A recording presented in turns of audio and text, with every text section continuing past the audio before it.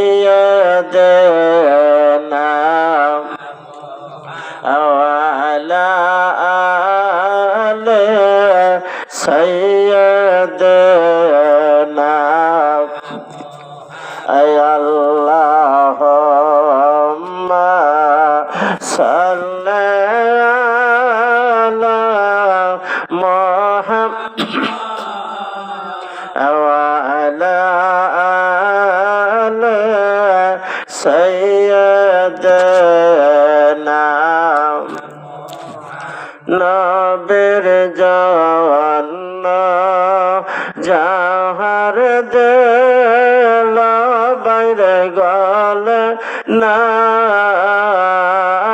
নবীর জন্য যাহার দিল বাইরে গলে না নবী বলেন সেও তো আমার উম্মত না নবী বলেন সেও তো আমার উম্মত না আল্লাহুম্মা সাল্লি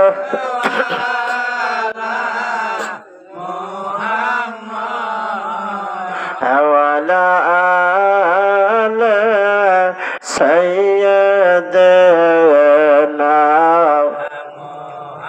وعلى آل سيدنا আমার ভাইরা বাবারা, আমার সেই নবীকে নিয়ে এই দুনিয়ার ভিতরে ফিতনা, কথা ঠিক নেবে ঠিক। আমার আপনার নবীকে নিয়েই হলো ফিতনা। আমার আল্লাহকে নিয়ে ফিতনা না, কোরআন নিয়ে ফিতনা না। একমাত্র ফিতনা হলো আমার নবীজিকে নিয়ে, নবীজির শান মান নিয়ে, নবীর মিলাদ নিয়ে, মহরম নিয়ে। এই যে রুটি দেওয়া, এই যে শাবান মাসে যে এটা গেল সবে বরাতের রাত্রিটা, আল্লাহ নবী বলছেন অন্যদিন তোমরা যে খানা খাও তার সাথে ওই দিন সবে বরাত রাত্রিতে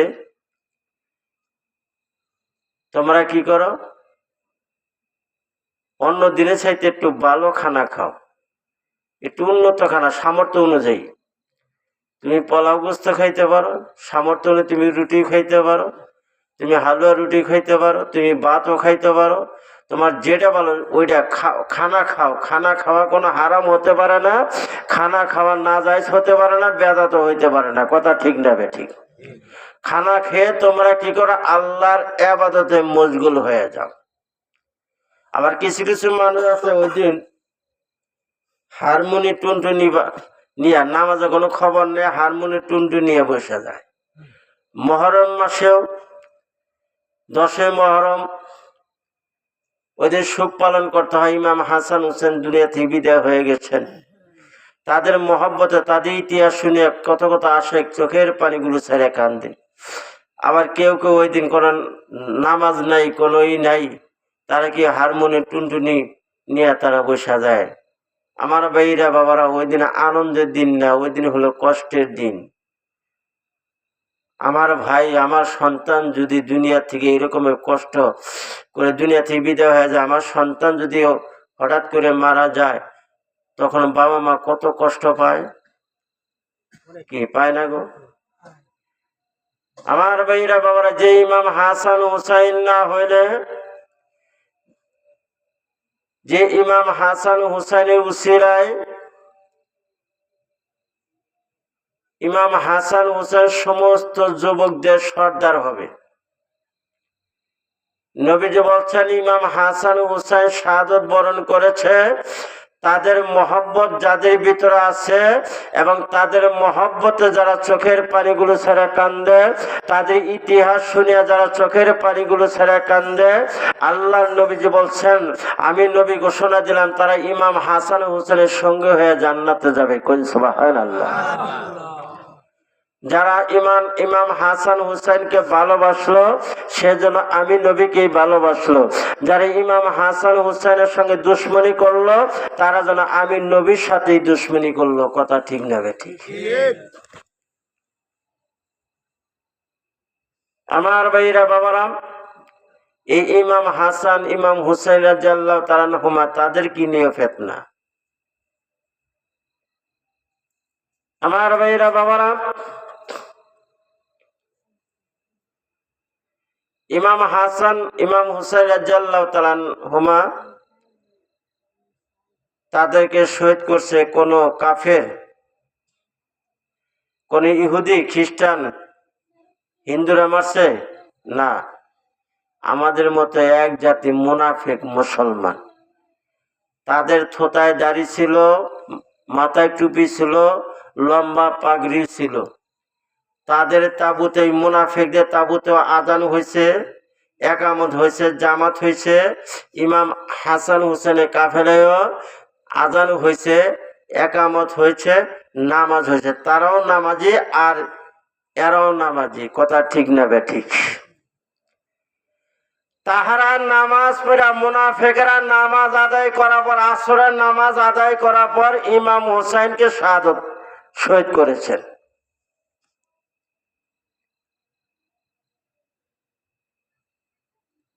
এই মুনাফিক মুসলমান যারা ইমাম হাসান হুসেনকে কষ্ট দিয়েছেন, আল্লাহ নবী যে এক বাক্য বলছেন, যারা ইমাম হাসান হুসেনকে কষ্ট দিল সেজন্য আমি নবীরই কষ্ট দিল। আমার নবীকে যারা কষ্ট দিয়েছে তাহারা কি জান্নাতে যাইতে পারবে? আর এই কিছু কিছু মুনাফিক এরা বলে যে এজিদি মুসলমান যারা, এরা বলে এজিদকে এজিদ রহমাতুল্লাহ আলাইহি বলেছেন এই মুনাফিকের দলেরা। আমার ভাইরা বাবারা, এখন তো ওয়াজ নাই, শুধু আওয়াজ।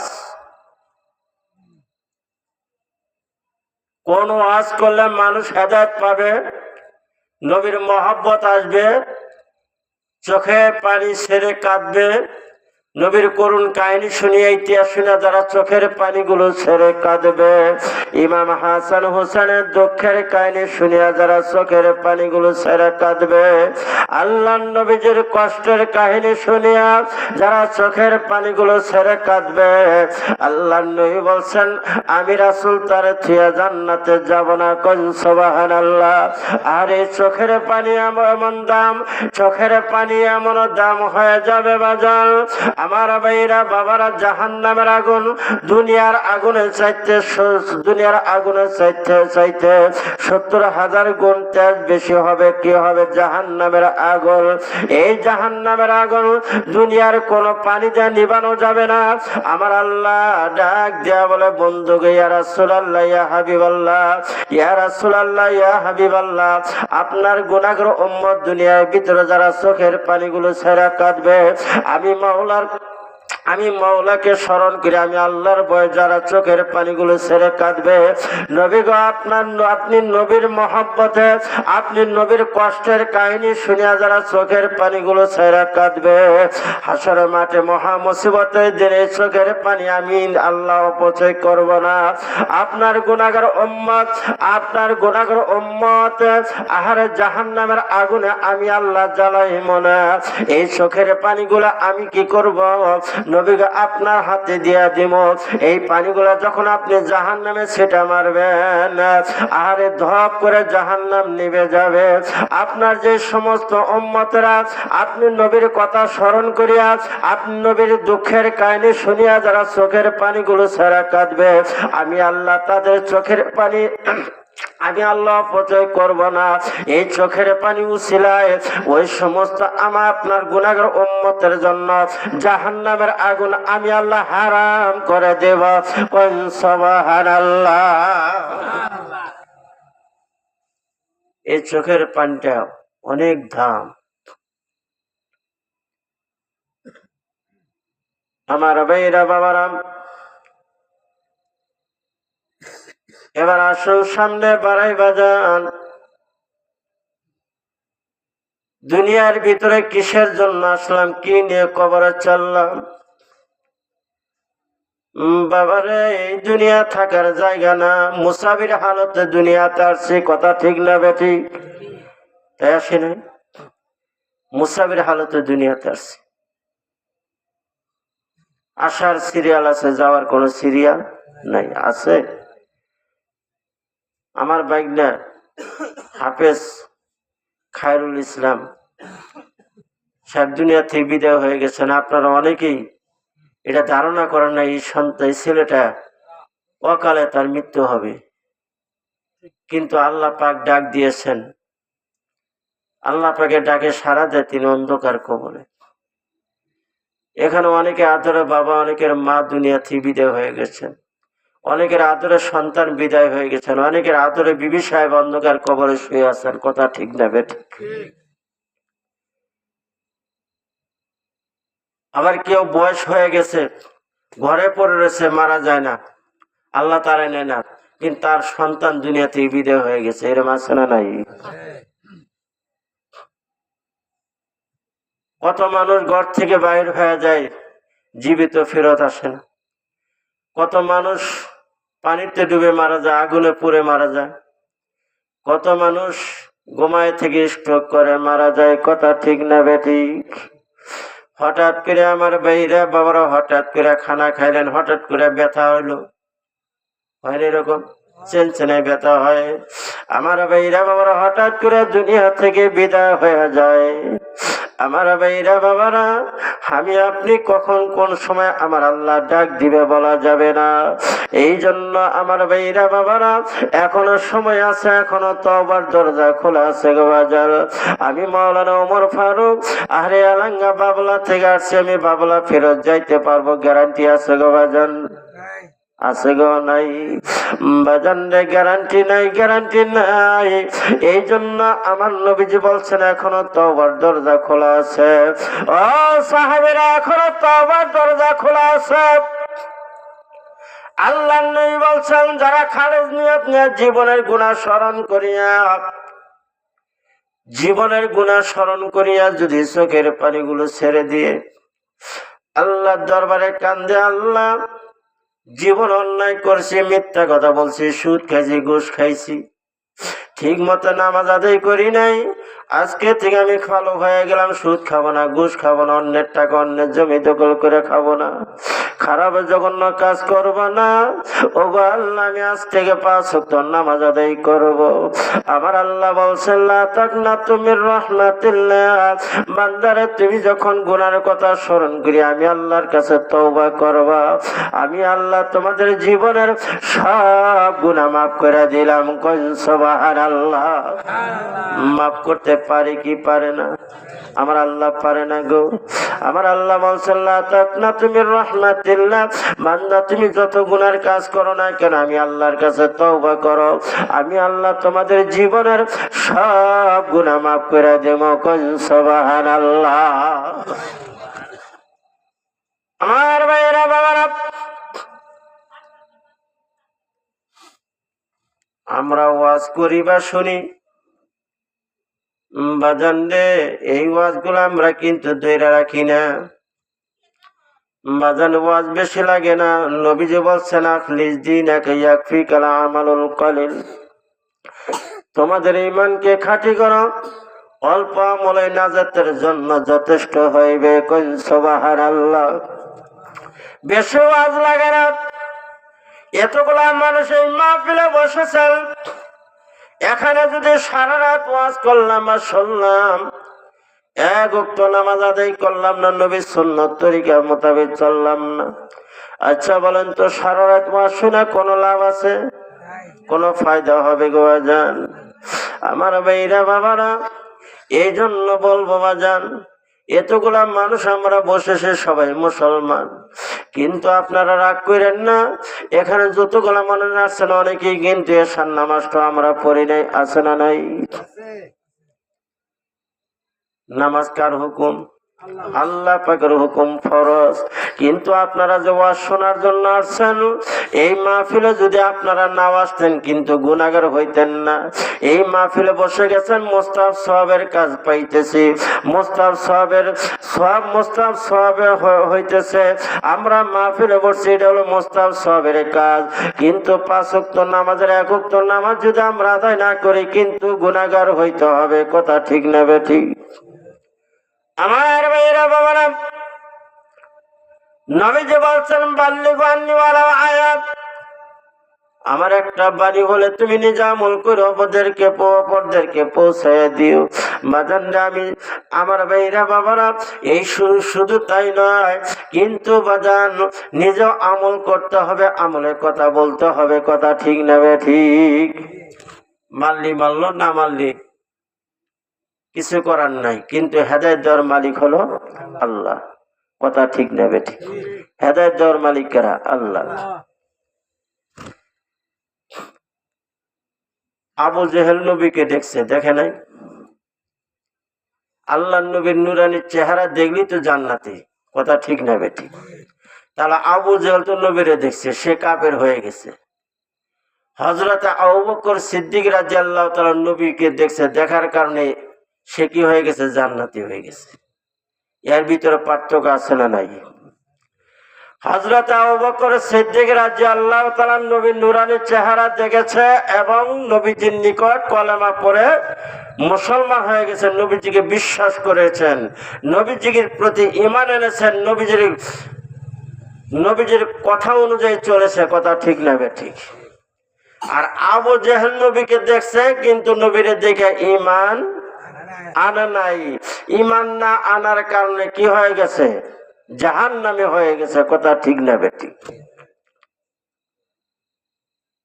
আবু জেহেলও কাফের ছিলেন, হযরত ওমরও কিন্তু কাফের ছিলেন। আল্লাহ নবী 2টা হাত বাড়ে বলছিল, আল্লাহ হয় আবু বকর, হয় হযরত ওমর, হয় ওমর এবং আবু জেহেল উভয় একজনকে আল্লাহ তুমি কবুল করে নাও, হেদায়েত দাও। কিন্তু হেদায়েত পেয়েছিল কে? হযরত ওমর রাদিয়াল্লাহু তাআলা। কোন সুবহানাল্লাহ। আল্লাহ নবী চিন্তা করলেন, হযরত ওমর অথবা আবু জেহেল উভয় একজন যদি ইসলামের ভিতরে দাখিল হয়, আল্লাহ নবীজি ইসলাম প্রচার করার জন্য সহজ হয়ে যাবে। কোন সুবহানাল্লাহ। কিন্তু আমার ভাইরা বাবারা, আবু জেহেলের ইসলাম নসিব হয় নাই, আমার আল্লাহ হেদায়েত তাকে দেয় নাই। কোন বক্তা, কোন মুফতি, মুহাদ্দিস কিন্তু হেদায়েত দিতে পারে না। হেদায়েত দিবে কে? আল্লাহ। আবু জেহেলের বাড়িতে আমার নবী গিয়েছেন, ডাক দিয়ে বলছেন, চাচা, গভীর রাত্রি তো গিয়েছেন, বলছেন চাচা আপনি পৃথিবী কেউ জানবেন, একমাত্র আমার মাওলা জানবে, আর আমি রাসূল জানবো, আর আপনি জানবেন। আপনি চুপি চুপি আমি রাসূলের হাতে হাত দিয়ে কলেমা পড়ে একবার বলুন, লা ইলাহা ইল্লাল্লাহ মুহাম্মাদুর রাসূলুল্লাহ সাল্লাল্লাহু আলাইহি ওয়াসাল্লাম। একবার বলেন। আবু জেহেল বলছিল, ভাতিজা মুহাম্মদ, তোমার আমি ভালোবাসি, ঠিক আছে, তোমার আমি ভালোবাসি, কিন্তু আমি ইসলাম গ্রহণ করতে পারবো না। চাচা কেন করতে পারবেন না? আপনি যে মূর্তি পূজা করেন, আপনি যে আগুন পূজা করেন, পাথর পূজা করেন, এরা কিছুই করতে পারবে না। এগুলা ছেড়ে দিয়ে আমি রাসূলের হাতে হাত দিয়ে কলেমা পড়ে মুসলমান হয়ে যান, আমি রাসূল ওয়াদা দিলাম আপনার থুয়া আমি নবী জান্নাতে যাব না। কোন সুবহানাল্লাহ। আবু জেহেল বললেন, ভাতিজা মুহাম্মদ, তোমার ভালোবাসি, কিন্তু আমাদের বাপ দাদা ধর্মের চুনকালি লাগাইবা, আমি এটা মাইনা নিব না। অনেকে আমরা আছি নবীরে ভালোবাসে জান্নাতে যাব না, নবীরে ভালোবাসলি চলবে না। আবু জেহেল নবীরে ভালোবাসছে, আবু লাহাব নবীরে ভালোবাসছে কিন্তু নবীর কথা মানে নাই, নবীর অনুসরণ অনুকরণ করে নাই। নবীজিকে ভালোবাসতে হবে, নবীজির কথা মানতে হবে, নবীজি যেটা আদেশ করছেন সেটা পালন করতে হবে, যেটা নিষেধ করছেন সেটা থেকে বিরত থাকার নামটাই হলো অনুসরণ অনুকরণ। নবীজির তরিকা কোন সুবহানাল্লাহ। আমার ভাইয়েরা বাবারা,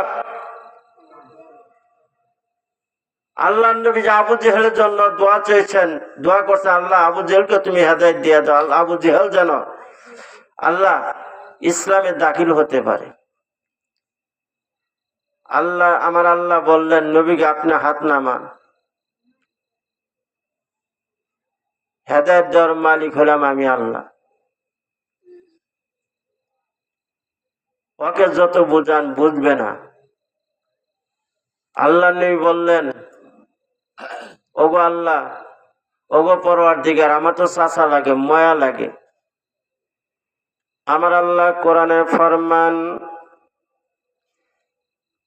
আমার আল্লাহ ডাক দিয়া বলেন বিসমিল্লাহির রহমানির রহিম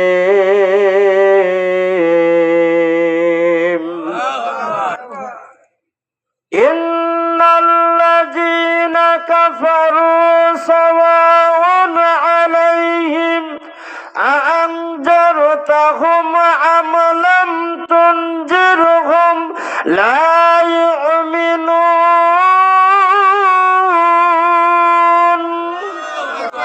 কার কথা? আল্লাহর কথা। আমার আল্লাহ বলেন নবী গো ইয়া রাসূলুল্লাহ,